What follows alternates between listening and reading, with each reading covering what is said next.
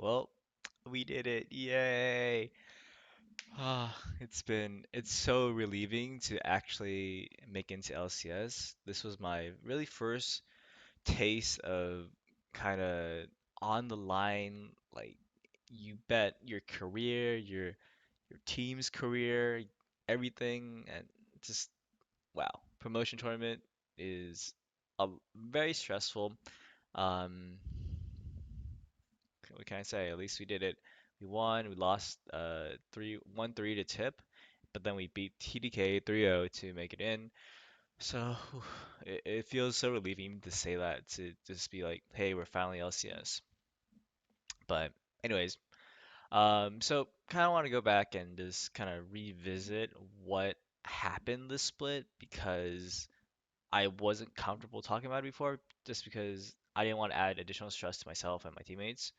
And the first thing I want to talk about is the promotion tournament itself.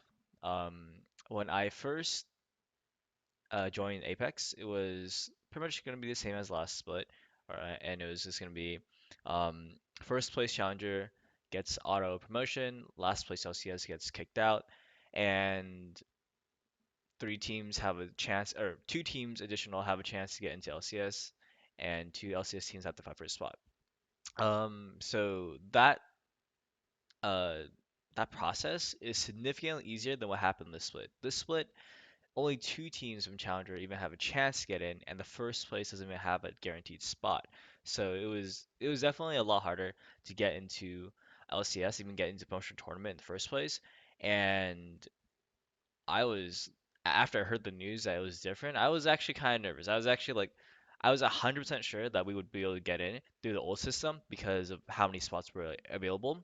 But with the new system, I was a lot less confident, and I was even in some cases worried. I wasn't even sure if I would be able to get in. But I mean, like I said, I'm really relieved that we managed to get in. That all the work paid off, and it feels good to be back in LCS for sure.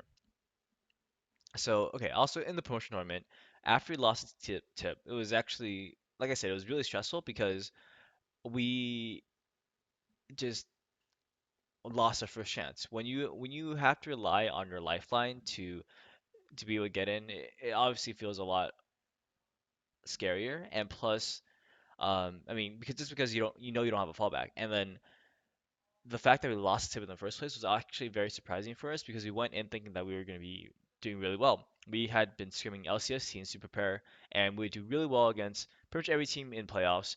Um, and to lose, pretty much get stopped by Tip was not in our agenda at all. I think part of it had to do with the whole meta change, because what happened that kind of sucked for us was promotion tournament was actually delayed. We were supposed to play on the same patch that we played playoffs on.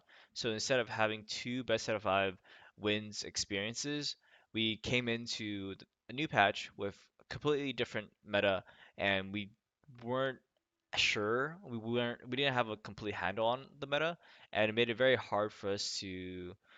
I mean, we just didn't play as well. I mean, we just didn't have the picks that we had the previous patch, and it was just a mess. I mean, I don't really know how to explain it, but definitely was a huge shock to us to lose that match.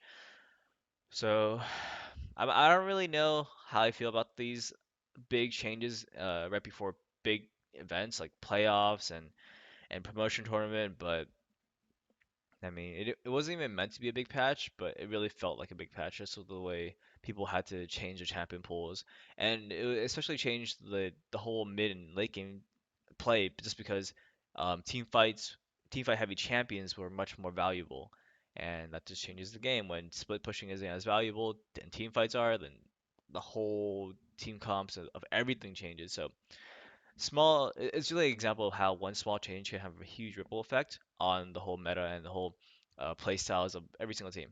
And to add on to that, it's kind of the reason why Immortals had such a hard time against CSM today. They got stomped 3-0, but Huni didn't really adapt to the meta correctly.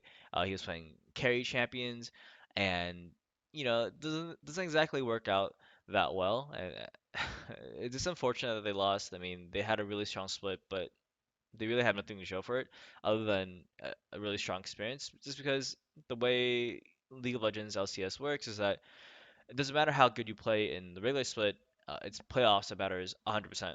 And yeah, I get seed, but it doesn't matter if you lose. So kind of sucks for them. On the flip side, TSM looking really fantastic. Really proud of them.